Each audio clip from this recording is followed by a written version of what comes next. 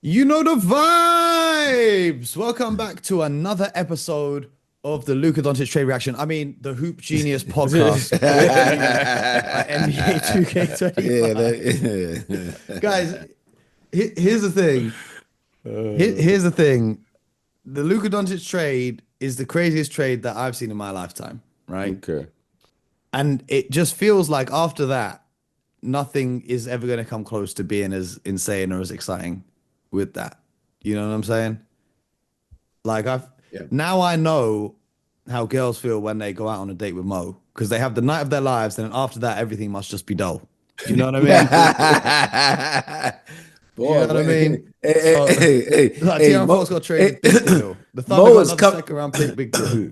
Mo is coming out the blocks quick. He's like Nah, Usain nah, Bolt. nah, He's that's like he's like crazy. Usain Bolt today. He's getting out the blocks real quick, huh? Oh man, I'm just here to entertain the people. I'm just here to entertain the people. That's all. That's all. Okay. But All right. but as nothing much else is happening in the NBA. You know, I'm excited for the Celtics Cavs game tonight. But like there are other games. You Mm-hmm. know, a lot of players are out. You know, because teams are shopping their trade value. They don't want them to pick up an injury. So a lot of the games that happen in this week running up to the trade deadline, I don't really view them as real games. So it gives me the chance to think more about the Luka Doncic deal. And Scott, I have a question for you in your experience as an executive, and BJ for you as well.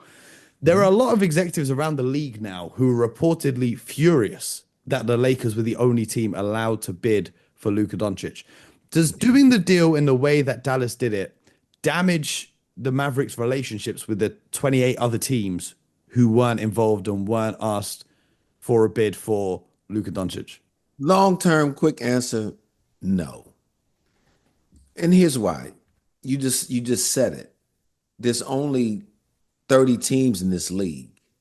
So to if you're an executive of a rival team who didn't get an opportunity to bid on Doncic, but 6 months from now, there's a deal on the table and there's a player that you like from the Dallas Mavericks that you want to acquire, you can't say, oh, we're not going to deal with Dallas because they didn't give us a chance to bid on Luka Doncic. That doesn't make any sense. That's not even responsible business. It's a finite group that you're working with 365 days a year, period. Now, Mm. can there be disagreements and things like that, disappointments along the way? Absolutely. But you never know when a potential deal that can help your ball club is going to involve a team that maybe, like you said, you're agitated with. But you got to do the best for the job that you can for where you're at. So burying and holding grudges against teams for months, years, that makes your job even that much more difficult. So at the end of the day, they all will get over it. People are just, and as you know, all of these comments are, no one's putting their names to those comments either. So you don't Mhm. know who they are. That's just them speaking their frustration to media types. But at the end of the day, no.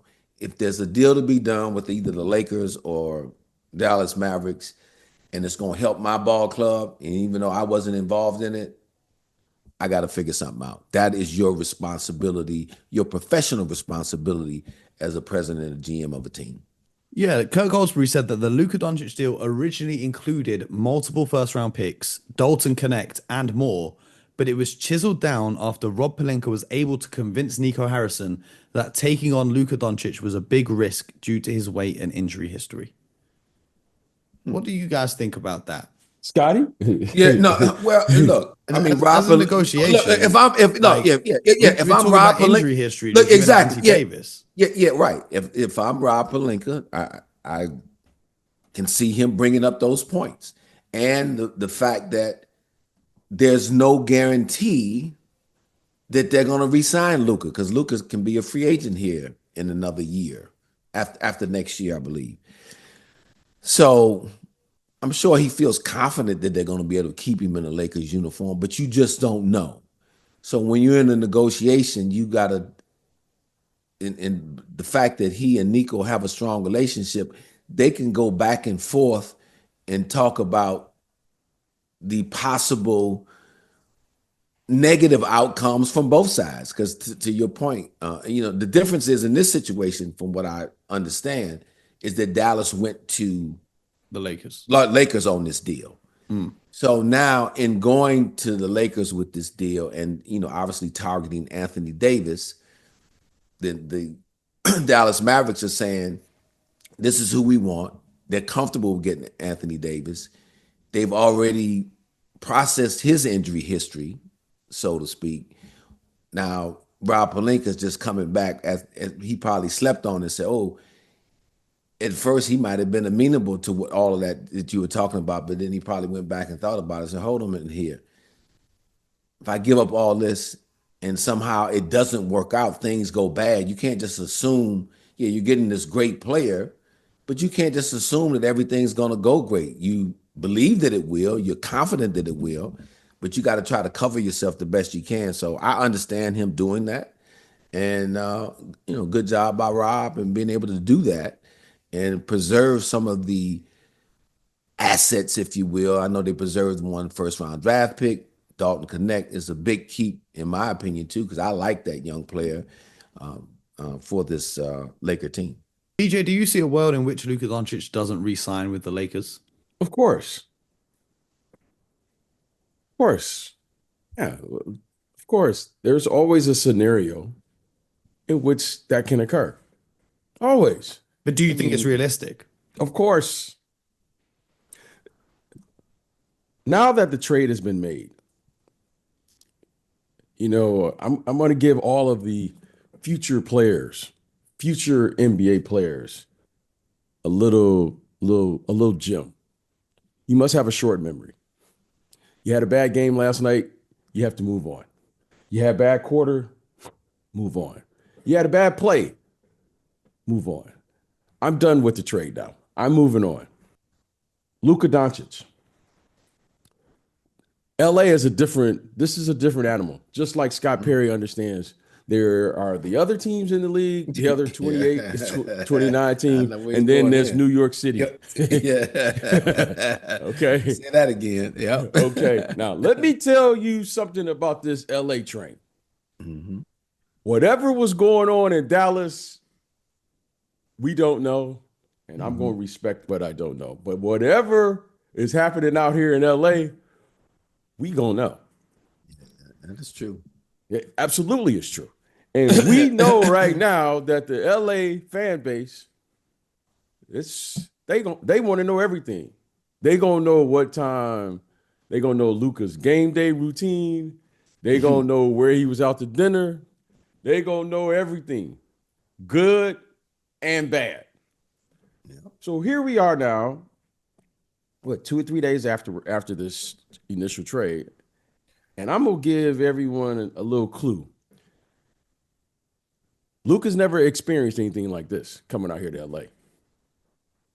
This is a place where the greatest of the greatest, have played. Kareem Abdul-Jabbar, Magic Johnson, the late great Kobe Bryant, Shaq, Jamal Wilkes, Wilt Chamberlain, Wilt Chamberlain, Jerry West. Exactly. This is where all the great ones have been. And you know what all them players did? They delivered. So now, here we are. Yes, he was in Dallas, but here we now in LA. And you can ask any player that has played in LA, is this different? And they're going to say, yeah, that's a little different when you come out here.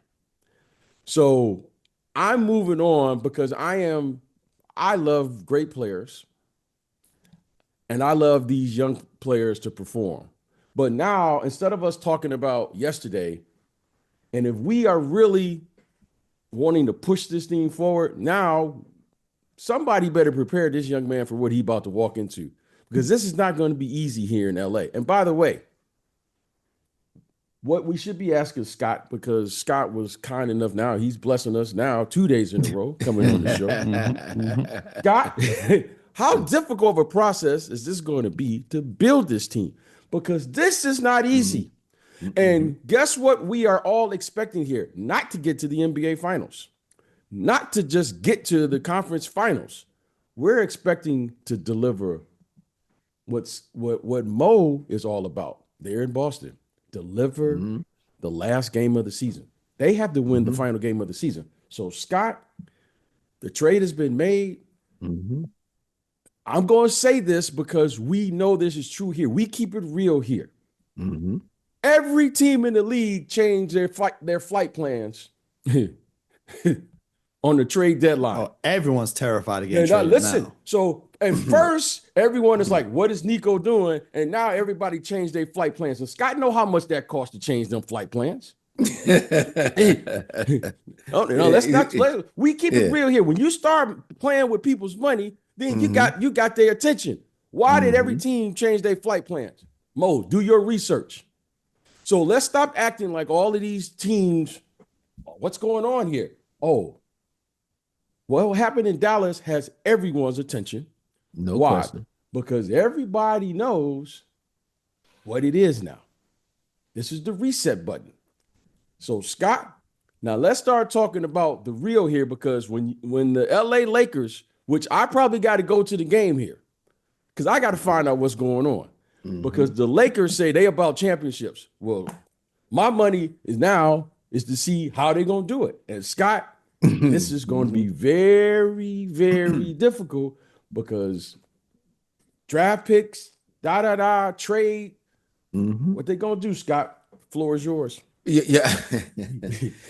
Well, first of all, obviously, in making this trade, you're making the both internal and external declaration that Luka Doncic is our guy. He's the next iteration of superstar in a Laker uniform. And we got to figure out a way to become champions with him as that centerpiece. Now, first thing you do, obviously, you got to analyze the strengths and weaknesses of the player himself. Okay? Talk to him, Scott. Yeah, you got to Talk to him, Scott. Again, now, he hasn't been in your building long, so you're just really going off today about either what your scouts have heard, what you've observed. Well, your head and what coach you've has seen. been his teammate previously. And the head coach has been his teammate. So you have some extra intel there. So look at the player. We talked about this yesterday. Phenomenal offensive player, generational offensive talent, not just for this generation, but previous generations. The guy is really, really good with the ball in his hand, and he's extremely ball dominant. That is not going to change. So now, okay, so you watch what they did in Dallas with that. And now you also know on the other end of the floor, to put it kindly, he's challenged at best. He has not been engaged on the defensive side of the floor for the majority of his career. I mean, that's just a fact. That's not a criticism. That is a fact. Okay? So now, you look at the team as they're currently constructed now. You got one of the greatest players of all time already there, who's 40 years old, but you basically have said to him, okay, we need you to be more Robin now than Batman. We need you to lead like a Batman, but hey, here's Scott, can I say something, Scott? Yeah, Don't okay. lose your thought. Can I say something? Okay. Every player has a journey where they are the best player on the team, and they may be the second best player on the team. They have to go to the bench. As Scott is constructing this team, let me assure you that Scott Perry has to answer this question in a way, because this is a delicate question. This is a delicate situation here. The replacement for the best player in the building is already in the building now. yes. The best player on the team now is Luka Doncic today and moving forward. This is a new idea Yeah. for who has been playing the game for 20 plus years. The best player now is Luka Doncic, and he is in the building now.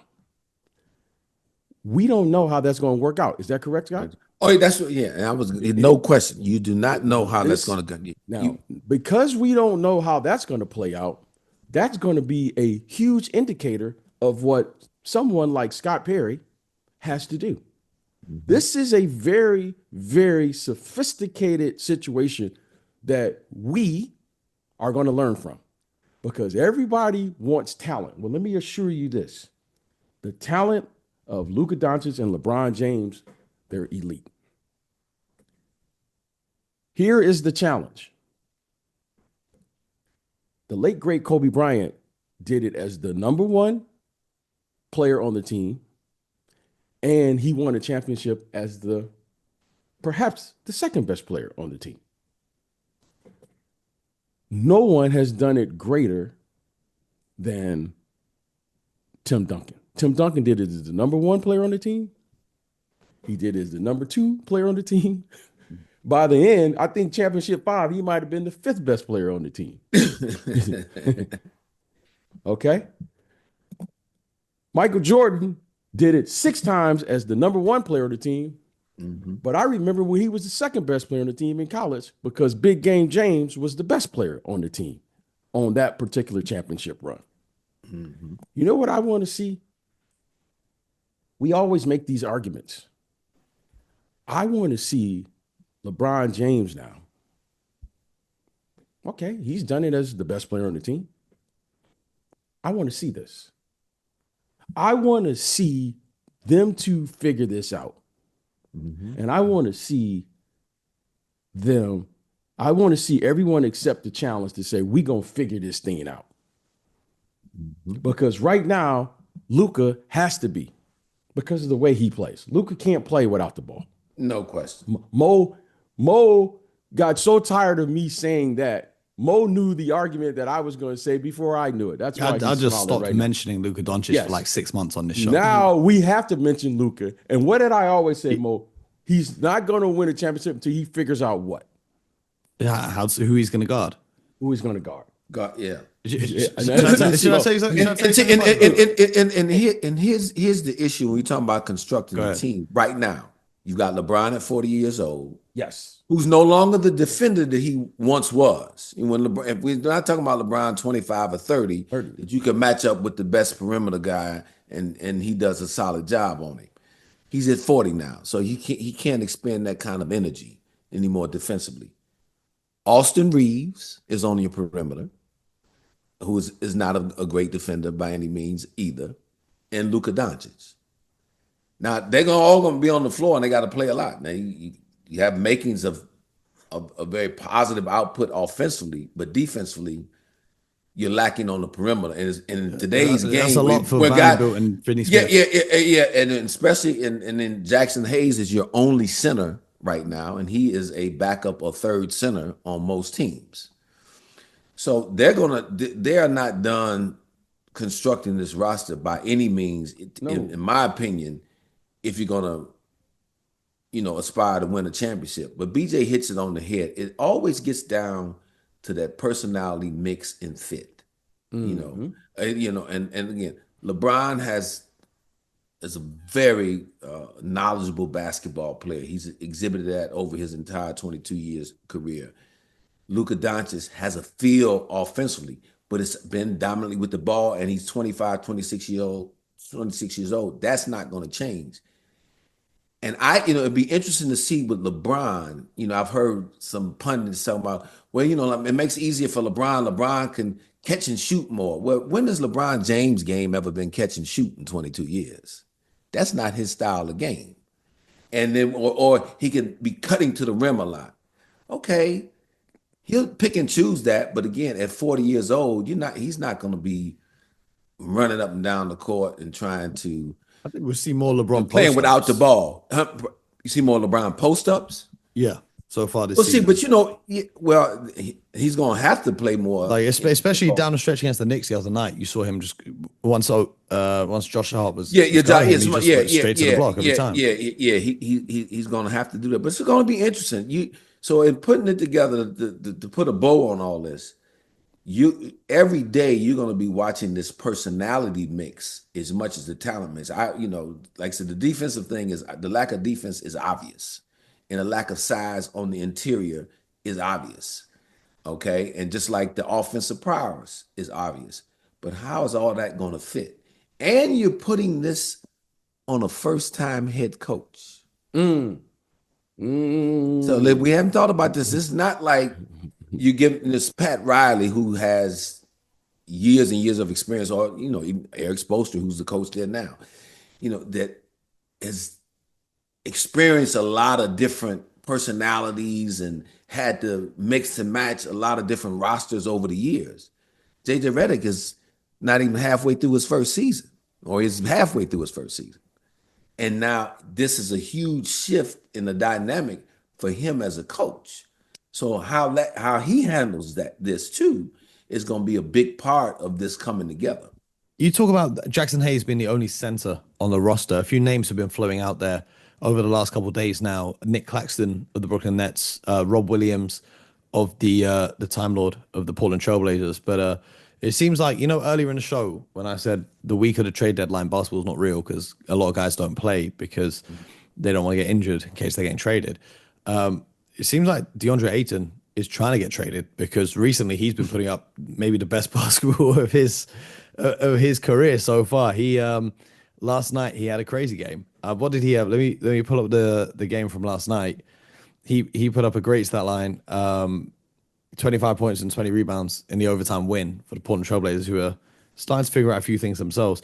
Who are the bigs that you're looking to target if you're the Los Angeles Lakers? Well, I'm just going to give you the profile. You mentioned a couple of names. You mentioned like a Nick Claxton and those kind of guys that in today's game are known as shot blocker and a lob shot finisher. blocker, rim runners, lob catchers, and all that. Because the ball, you can't get a center, like obviously he's not available, but I'm saying like a Joel Embiid that you're going to need to play through down on the box because the ball is going to be stuck outside with Luka, LeBron, and then whatever's left, Austin Reeves on the perimeter. So I think you need a guy who definitely can anchor you defensively, for sure, has some athleticism, can catch lobs, and screen and roll, go to the basket, willing and happy to play without the basketball, and a great focus defensively to clean up a lot that's going to need to be cleaned up when the team is beaten on dribble penetration on the perimeter. Rotations may not be as quick or as crisp as you need them to do. A guy who can make up for other people's mistakes. That's the kind of center they're going to need, in my opinion. BJ, it sounds to me like they need to give our friend Bismack a call over there in LA. Well, this is what I'm going to say. GM extraordinaire Scott Perry calls a meeting. I come into the meeting and Scott says, hey guys, let's figure out how to construct a team, right? He's going to take the input. Mm-hmm. Clearly, yes. Scott is going to make the call. And then he's going to go around the room and everyone's going to say, here are the players available. And then he's going to get to that one guy, BJ Armstrong, and he's going to say, BJ, what do you think? And then I'm going to say, here's what I think. When you have two dynamic wing players, they must have the ability to attack that basket. And when you have a big, that eliminates their ability to attack the basket because you can only put that big in the dunker spot. Okay. I played with two guys who were extraordinary from the wing. And we had a center by committee to eliminate centers just sitting in the dunker spot. We also had the capability to go small. When I say small, we would play with more perimeter players so that the basket was always open. I would be very careful to add a shot blocker there who can only play in the dunker spot on the offensive end because it limits the ability of now your best player, Luka Doncic, to get to the basket because Luka is playing at a pace that he has to be able to get to the basket. So I would really look at players who could give them the proper spacing because LeBron James, as Scott said, in his 40s, he's not breaking the defense down in the same way that he was doing it in his 20s. He may need to play from the post a little bit more. They may need to play screen roll together to figure out how to create that mismatch. I would be very careful to have a big playing there who's just going to be a big because I don't like the spacing of this team as they play. Luka kind of does what Luka. I don't know what plays Luka's running. So let's just say Luka is going to be freestyle, and everyone else is going to have to conform to give the spacing on the floor because he's going to play in a way that's non-traditional at the lead guard position. Okay? He's going to play below the free throw line, as Scott knows. That makes me vulnerable in transition defense. Luka is going to some nights get 20 to 25 shots a night, which is going to compromise my transition defense. And then I got another guy who's going to do the exact same thing. So I would be very careful. I would be cautious to make sure that the executive, Scott, understands that. And then when it happens to us, that we're not sitting around here saying, well, what's going on? Why is this not working out? You cannot have centers who aren't dominant centers playing with great wing players. Let Shaquille O'Neal and Kobe Bryant be the example of what I'm referring to. Okay? Kobe Bryant and Shaquille O'Neal, for the most part, they understood the first 40 minutes of the game, the big fella was the dominant force. And then in the last 4 minutes of the game, they had to figure out how to move Shaq.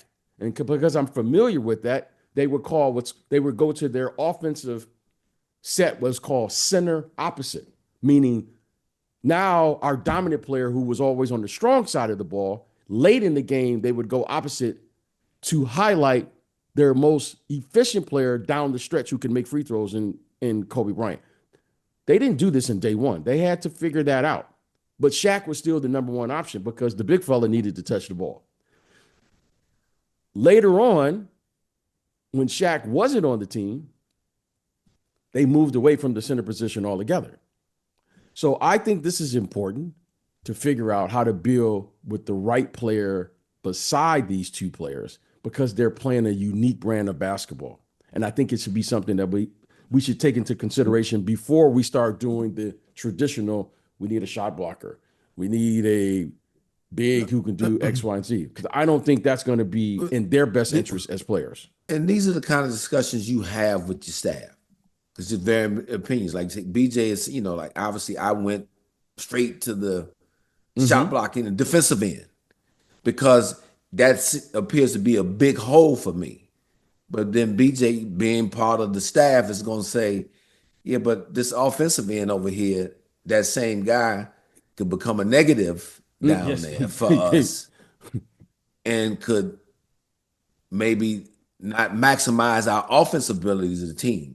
Now, but he mentioned one thing though when he said, like when he was with the Bulls, when he talked about center by committee and where we're at with the lack of centers today in the league, they probably need two guys. There you go, Scotty. One that does what BJ just described, kind of what they like to refer to as a stretch five today. Talk to him, Scotty. Talk to him, Scotty. Yeah. And then the other one I'm describing, because look, it's not make it, take it basketball. When we grew up, Mo, you play half court basketball, you make it, you keep it. Win a check. Well, the Lakers, you can't do that. We got to go to the other end and defend too. Yeah. And so that's what I'm most worried about. So there's a balance. I like the idea of what BJ talked about. Committee, especially in today's game, where there's probably not one guy that addresses all of those maybe they need to call Kelly Olynyk. But the thing is, I never thought we'd have BJ Armstrong advocating for centers that shoot threes. But when you look at Luka Doncic and the way that he plays, they tried the stretch big with Porzingis. It didn't work out too well. Hold on, Mo. Let me get that out. Okay. All right. You can go. I got that out of my back. That little jab that you threw. I got it. Exactly. I'm just saying what the audience is thinking. Okay. It's crazy because you said, let me get that out. Mo, And the way you adjusted what I equate this to, Mo, I'm a boom bap guy. Go back to music. And then all of a sudden you throw in another beat, Mo. But because you are an MC, EMCEE, and the beat comes on and you just got different flows. Now the flow came, I just want to let you know, Mo, that I'm about winning. I'm about winning. Okay, I didn't say there's nothing wrong with that. But oh yeah, so I'm not advocating that. Now, if you ask me the way I prefer to play, I would. That's another answer. But The because BJ trying to now clear the his name decision, now. no. You gotta be able to flow. You know, the beat came on, and all of a sudden I can't say stop the beat. That's not my beat. No, I gotta flow with this. The trade has been made. Yeah. Okay. So as I was saying, they tried the pick and pop thing with Porzingis. Didn't work too well. The Mavericks or Luka Doncic himself has had the most success with, as Scott described, the rim running bigs. Now they had Gafford and Lively, so they had 48 minutes at the center position of guys that will screen and roll to the hoop and be lob threats. So I understand what you're saying about spacing. However, when you think about Luka and Kyrie both needed the ball in their hands, so on and so forth, but they still managed to work with a big, and it's a lot of heavy screen and roll offense rather than the big just being stood in the dunk spot. The difference between Luka and Kyrie working versus Luka and LeBron is different. And BJ alluded to this point. See, Kyrie had been the number 2 to LeBron before in Cleveland when they won the championship, if you remember. This now is going to be the first time on the perimeter that LeBron is going to be the number 2 guy. And his skill set, while great, is different than Kyrie's. I would make the argument that Kyrie playing off the ball, if you just had a contest on catching and shoot threes that come off of that from Luka, is much better equipped to do that than say LeBron James is just going to be sitting out there night in and night out waiting on Luka to get it to him to shoot threes. LeBron has never played that way. Kyrie has played multiple ways throughout his career. So it'll be interesting. I'm not saying it can't be done, but that's what I'm going to be looking for. I was just going to say, don't forget the 2011 finals where LeBron was the 5th option out there for the Heat. But no, stop it. Stop, Mo.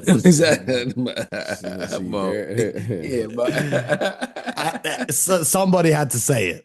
Somebody had to say it. Well, I'm looking forward to it. I think this is a challenging. I think ironically against Dallas. I think it's going to require a great amount of like sophistication in the way they play. Yep. And you know, and this is going to sound. I know this is going to sound crazy, but Scott made a great point earlier. You know, when you coach a great player, it requires you to get out of his way. You got to get out of that. You got to allow that great player to be great. Well, this is a very unique situation for a first-time head coach. He's got to manage. He's got to manage Luka Doncic and LeBron James. Okay. You know what's going to be very important here, Scott?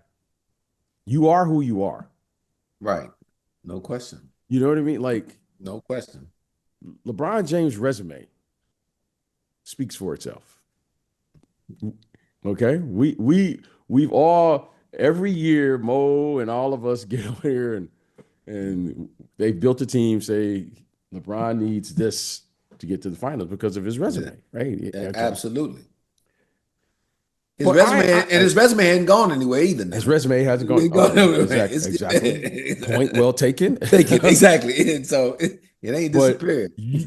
It's going to take a level of sophistication, Scott, that I love math problems like this because Scott, there's only one way you can do it. You have to study substitution patterns because you got to allow these players to be who they really are. Luka is who he is. LeBron is who he is, and you got to figure out in 48 minutes to allow them to be who they are, and then whichever one of them has it going to become the number one option because both of them are capable of carrying, right? LeBron has shown it. Luka has shown it, but you don't know which one is going to do it more frequently than the other. So I think, remember how Jerry Sloan, the late Jerry Sloan, used to always substitute where he would bring John Stockton out with like 8 minutes, 9 minutes in the first quarter. And I would like, why would he do that? He would bring him out and he would bring in the backup guard and he would allow the teams to kind of figure out what to play. And then he would bring John Stockton back to anchor the second team before he allowed him to play with Karl Malone and all these guys. And I always thought that was just brilliant. Then I would see Phil Jackson do the same thing with Scottie and Michael. Whichever one of them had it going, the other one would come out. And the other one would anchor the second team. Okay. And then a little side bit, when Michael would anchor the second unit, that means the rest of the guys weren't going to get shots because Michael. Exactly. Hey, Mo. I knew that was coming. But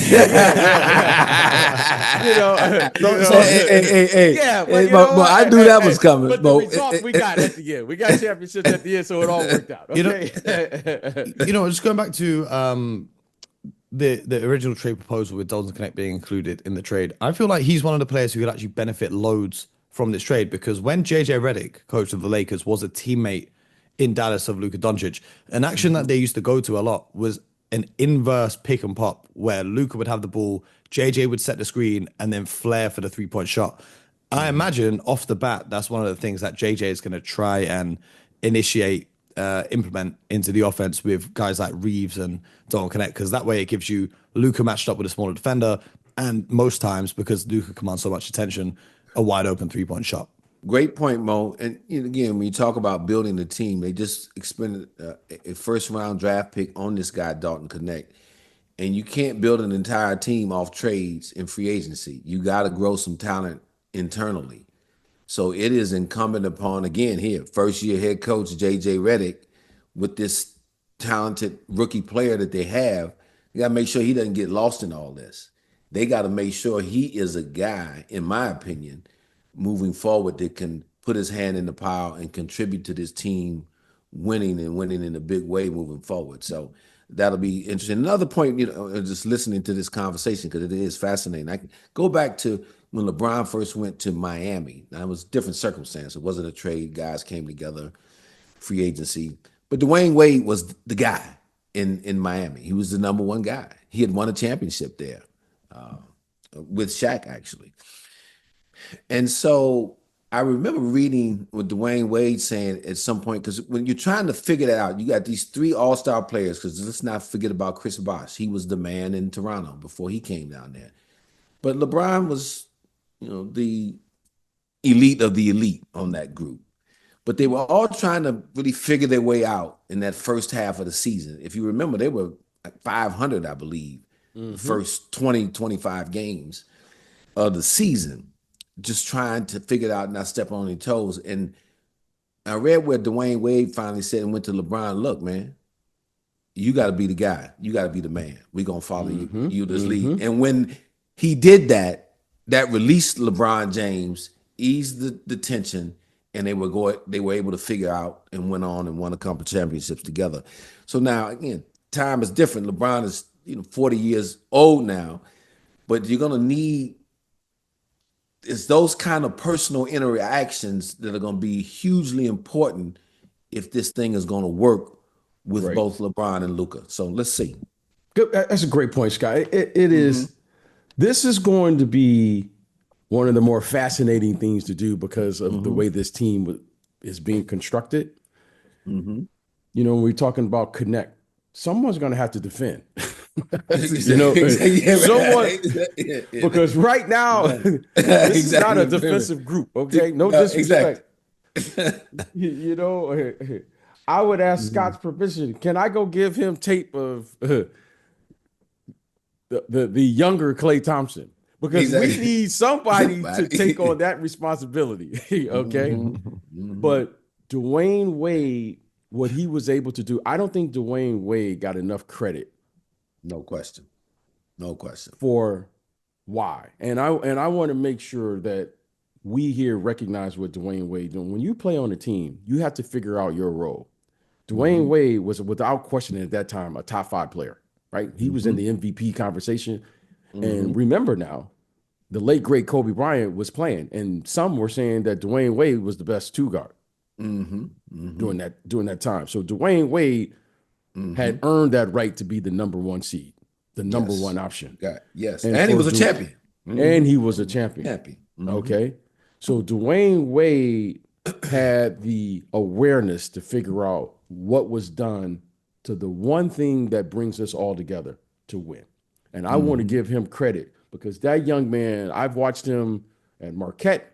I remember when Scott and I would argue about that draft. I can still remember Scott would see him, and I can remember that. And I would see him, and we watched this young man get to a point where he made that decision in the thick of his career. Yes. Okay. That wasn't easy. So Dwayne Wade, that was phenomenal.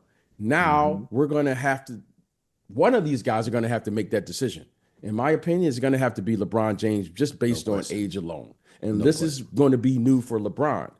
This is going to be a new for a lot of people to do. However, if they're able to make this work, I will be the first to applaud because this is not going to be an easy path. This is going to be some bumps in the road. There's going to be some questioning going on. However, the journey starts now with this Laker organization. They've already made it. Let's move on because, guys, I will say this. This is a very unusual way to construct a team. Probably as different as I've seen in my career. That's why I'm so fascinated in how it can work because Scott and I love to tinker. We love to tinker with things. You know, it's like this reminds me, Scott, of you and I going to St. Cecilia. And then we got like 2 minutes to figure out who can play and who can't play. Because did you just compare your teenage selves to LeBron and Luka Doncic? Hey. Scott Perry and I, we would walk in the gym and we would see Isaiah Thomas and George Gervin and Magic Johnson, and they had to pick teams. So yes, we can do that. But not many people can do that. Now George Gervin. Now, as great of an offensive player as some of these guys are, the Iceman is the only player that I know could say this. Okay, that he had a shot for every occasion, and he meant it. Okay, now I can't say that about a lot of players over the years. So yeah, Scott Perry and I can say that.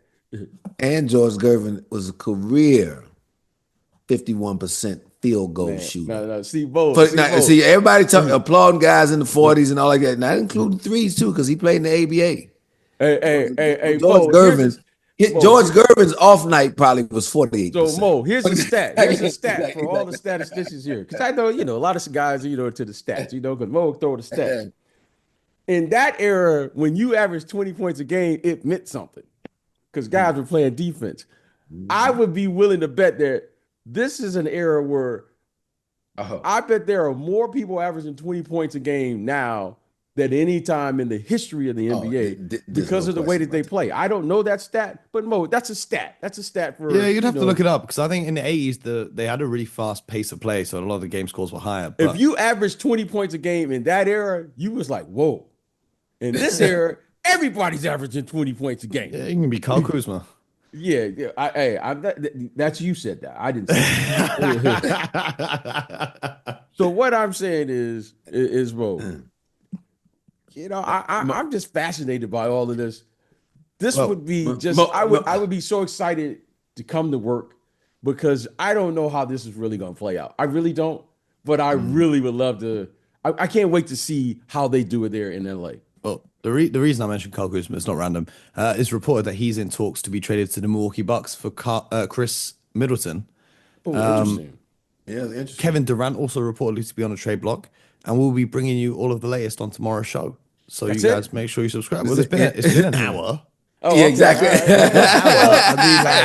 comes on. It's like you got to get. Someone comes in and make the conversation way. You're like, what? The time went by. It's been an hour. I mean, we could do this all day. Exactly.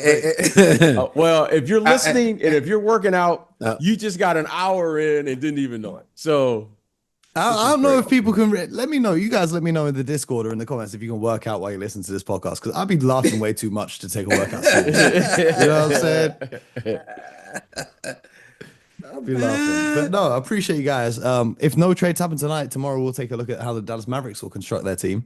But maybe we'll see some moves as it goes. And Mo, can we do this, Mo? Can we change our start time since everyone else has started their start time?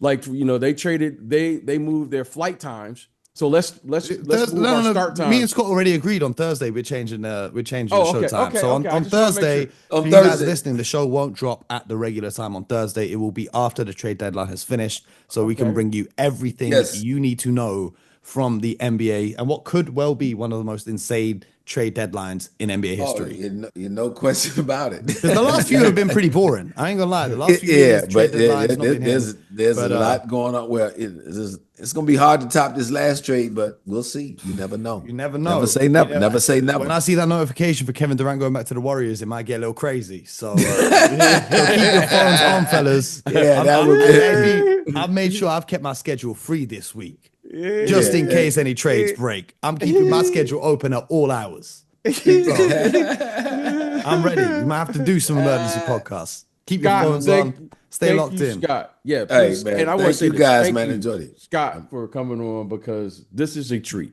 And our listeners appreciate it that we get a chance to have someone of your excellence to come here and talk with us, laugh with us.